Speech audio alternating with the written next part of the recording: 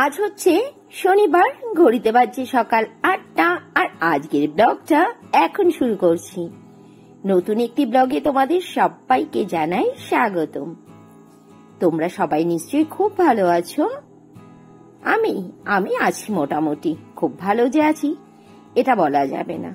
শরীরটা কটা দিন ধরে একটু খারাপ, জ্বর মতো হচ্ছে, সঙ্গে আবার যোগ হয়েছে জ্বরের সাথে কাশি।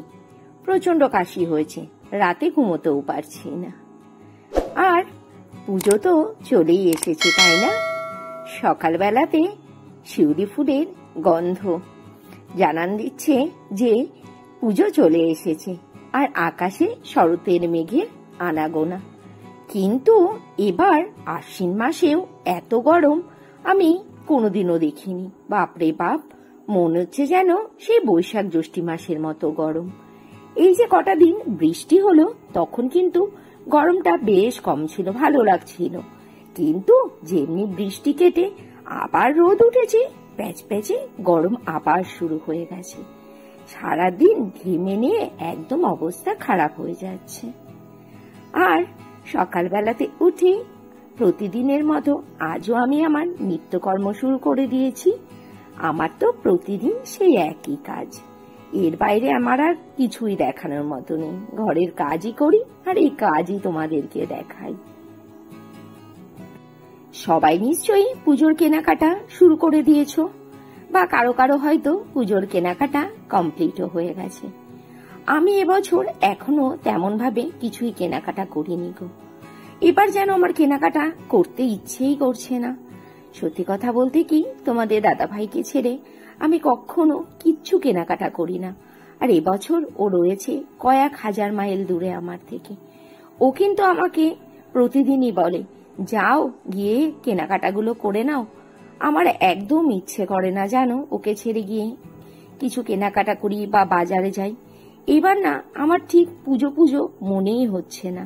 হ্যাঁ, চারদিকে পুজোর গন্ধ রয়েছে, পুজো পুজো একটা ভাব, এটা ঠিকই, কিন্তু মন থেকে আমার এবার একদমই কোনো কিছু ভালো লাগছে না। দেখতে দেখতে কতগুলো দিন হয়ে গেল তোমাদের দাদা ভাই বাড়ি ছাড়া। জানো তো, প্রথমে গিয়ে 2-3 দিন পরে আমাকে বলছে, মনে হচ্ছে আমি চলে যাই বাড়িতে, ভালো লাগছে না জানো। ওকে তো বুঝিয়েছিলাম, না না তুমি ওখানে থাকো, যত কষ্টই হোক কটা দিন গেলে সয়ে যাবে। সত্যি কথা বলতে কি, ওখানে না ওর খুব কষ্ট হচ্ছে। মেইন যে কষ্টটা হচ্ছে সেটা হচ্ছে খাওয়া দাওয়ার। ওখানে তো সবাই ভেজিটেরিয়ান। যে মানুষটা মাছ ছাড়া ভাত খেতে পারে না, সেই মানুষটা দিনের পর দিন ও ভেজ খেয়ে রয়েছে।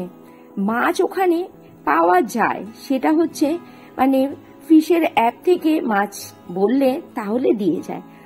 আর মাংস, তার কথা আর কি বলবো, চিকেন মাটন সবই ফ্রোজেন, সেই স্বাদটা আর নেই জানো। আমাকেও বলে যে এখানে থাকতে বলতো, তোমার রান্নার হাতটা না একদম খারাপ হয়ে গেছে, তুমি এখন একদম ভালো রান্না করো না। তখন আমি ওকে মজা করে কি বলতাম জানো, 7টা দিন বাড়ির বাইরে অন্য কোথাও খেয়ে দেখো না, তখন আমার রান্না খুব ভালো লাগবে। আর এখন কি বলে জানো, বলে জানো তোমার হাতের আমার এই রান্নাটা খেতে ইচ্ছে করছে, ওই রান্নাটা খেতে ইচ্ছে করছে, এটা খেতে ইচ্ছে করছে, ওটা খেতে ইচ্ছে করছে। আর আমি ওকে মজা করে বলি, তোমার যখন যেটা খেতে ইচ্ছে করবে সেটাকে তুমি আমাকে হোয়াটসঅ্যাপে লিখে পাঠিয়ে দিও। বাড়িতে এসে যদি ভুলে যাও এটা খাবো ওটা খাবো সে কথা। আর কি বলে জানো, বাড়িতে গিয়ে সবার আগে খাবো ইলিশ মাছ। প্রথমে বলছিল মাটন খাবো, এখন বলছে না, বাড়িতে গিয়ে পরের দিনই খাবো ইলিশ মাছ। সত্যি এই সমস্ত কথাগুলো শুনে না খুব কষ্ট হয়। আহারে, মানুষটা কত কষ্ট করছে। পুরুষ মানুষের জীবনটা না বড় কষ্টে। তারা না নিজের জন্য কিছুই করে না বলো, সংসারের জন্যই সারাটা জীবন ত্যাগ করে। ওর কি লেগেছিল বলো বাড়ির বাইরে গিয়ে এত কষ্ট করা? ও তো কষ্ট করছে সংসারের জন্য, আমার জন্য, আমার ছেলে মেয়ের জন্য। হ্যাঁ, সংসারটা আমার একার নয়, সংসারটা দুজনারই।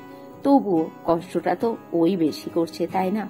আমি তো তাও বাড়ির মধ্যেই রয়েছি, আমার চেনা পরিবেশ, চেনা সবকিছু, তার মধ্যে আর ও তো সম্পূর্ণ একটা অচেনা পরিবেশে। আর ওখানে গিয়ে ও একটা ছোটখাটো সংসারও পেতে নিয়েছে। অপটু হস্তে সংসার সামলাচ্ছে। এই যে বাড়ির ওপর থেকে আমার দাদার কাছ থেকে কাতলা মাছ কিনছি। ছেলেটা আজকে বলছে, মা অনেকদিন কাতলা মাছ খাইনি। দাদা রাস্তা দিয়ে মাছ নিয়ে যাচ্ছিল, তাই দাদার কাছ থেকে অল্প করে মাছ নিয়েছি। ছেলে বলল মাছের ঝোল খাবে না, মাছ ভাজাই খাবে। ছেলে মেয়ে আর আমরা না মাছের ঝোলের থেকে ভাজাটা খেতে বেশি ভালোবাসি। আর করছি কি জানো, মাছের তেল চচ্চড়ি। তোমরা খাও মাছের তেল চচ্চড়ি? মাছের তেল চচ্চড়ি খেতে কিন্তু বেশ ভালো লাগে, যদি তেলটা ভালো। এখন বাজে দুপুর 2:35। প্রতিষ্ঠার আজকে 1:30টায় স্কুল ছুটি ছিল, প্রতিষ্ঠাও চলে এসেছে স্কুল থেকে। আর এই যে প্রতিষ্ঠার নিত্যকর্ম, আমাকে আচার দেওয়া, আচার দিচ্ছে। দেখো আজকে লাঞ্চে কি কি রয়েছে। রয়েছে এখানে ভাত, এখানে রয়েছে মাছের তেল চচ্চড়ি, আর এখানে রয়েছে ডাল, আর পুঁই শাক, রয়েছে মাছ ভাজা। চলো লাঞ্চটা করে নি। আজ রাতের খাবারে আর রুটি করিনি, অনেকটা ভাত বেঁচে গেছিল। ভাতটাকে ডিম আলু দিয়ে ভাজা করে নিচ্ছি।